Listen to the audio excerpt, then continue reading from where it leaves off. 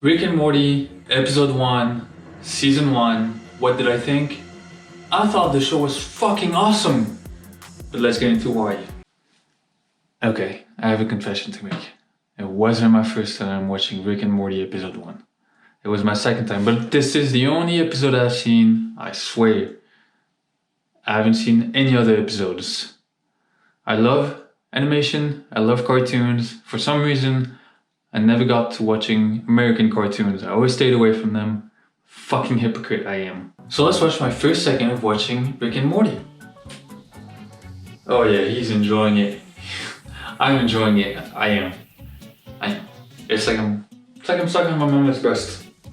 Really enjoying it. Alright, so the show starts with Rick and Morty in a spaceship, which my dumbass called a plane, what the fuck you do. And we see pretty quickly that Rick is a drunk and a genius. Definitely a drunk. By looking at all those bottles on the ground. Holy mother of all alcohol. And Morty is a loser. Then they're running around in different oh wait, that's just the intro. Next we see Morty in school basically being a damn pervert. I mean, we've all had those erotic dreams, but not like that. Not like that. But wait, is he the normal one and I'm the weird one and everyone has had those dreams? Well, whatever. Rick then comes and takes him away after freezing Morty's bully to death. I'm guessing, I don't know. But then they use that teleportation portal, who, by the way, looks like someone's throat, probably Rick's, seeing how much of a drunk he is, and they go to someplace, not Earth, that's for sure. Now what makes me really laugh is when we go from one end on the emotion spectrum to the opposite end. Like when Rick gives very meaningful advice to Morty that completely contradicts his next action as they're being chased by a giant monster. Oh yeah, they've traveled to a different dimension already. Did I forget to mention that? Did I also forget to mention that this is inspired by Back to the Future? And now you're starting to see the theme of the show. Next thing we know, Morty has to put 2 seeds up his butthole. Deep. In the deepest part. Past international custom. What? Also the tree where they got the seeds from looks like a penis. With a missing ball. Portrait. Now the security check they get caught, which makes Morty's sacrifices of his orifices completely useless, which in turn makes me laugh my ass off. And they're chased by mosquitoes with Star Wars guns. What a fucking bizarre world. What kind of logic? Anyways, luckily they're able to get back home, but they get caught by Morty's parents who were just in a fight about her being a heart surgeon. For horses. It's a great scene. No wait, the fight was about Rick distracting Morty from doing well in school. He's only attended 7 hours of class. He has only attended 7 hours of class in the past 2 months? Basically they're fucked. And Morty still has his damn watermelons up his ass. How? Have you seen his body? It looks like Harry Styles. And while very handsome, Harry Styles of course, he would not be able to fit 2 watermelons up his ass. It's just simple logic. And I think that's why this show is funny. It's because it defies all logic. It's a bizarre world. So we are home on Earth and we actually learned that Morty is actually quite fucking dumb, although born in a family of geniuses. Then he isn't dumb, he's actually very smart. And then he's dumb again to the point of becoming lame. Like his whole body becomes limp. Then we learn it's because of the seed up his butt, rendering him very smart and then lump. Dumb and limp. Hello everyone, so after this massacre of a reaction, it's time to get down to what I actually wanted to do with this video, which is analyzing the show Rick and Morty in the comedy aspect. Oh, and by the way, after watching the first season, I will create a spec script, which is basically I will create a short episode of Rick and Morty by myself. So, yeah. I'm gonna wish myself luck right now. Now let's get into the analyzing. So for this episode, I think a good start is to analyze the characters. Pilots are very important in introducing the characters of the show, obviously. And a very important aspect of comedy shows is the comic perspective of the characters. It's simply a way through which a character sees the world, like through his own lens.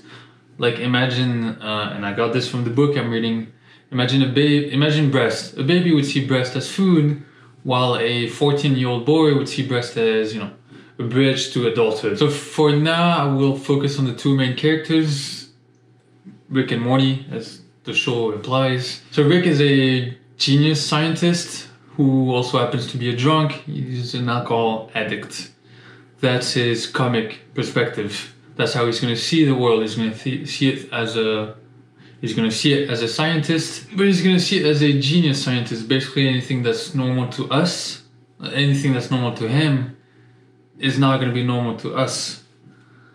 which is what makes the scenes sometimes very funny. Right, like the teleportation portals, the spaceship, all are very normal to him, just like we take our cars, he takes his spaceship. But where we really see his comedic perspective is during the Space International Custom. Something he is very knowledgeable about. He knows everything about it, just like we would, and even then some of you might not, but going through playing the security check or whatever. Space International Custom is very simple. It's very normal, and it kind of brings that comic perspective of his to light. And we especially see it when Morty is completely confused of what's going on because he's no idea. He's never been in this situation before. And that beautiful transition leads me to Morty's comic perspective. So from what I've seen from the first episode at least is Morty is a naive teenage boy. So his comic perspective would be that he's a teenager. He's a 14-year-old, right? I think. And he's pretty naive. I think that's a pretty fair description. He agrees to everything Rick tells him to do.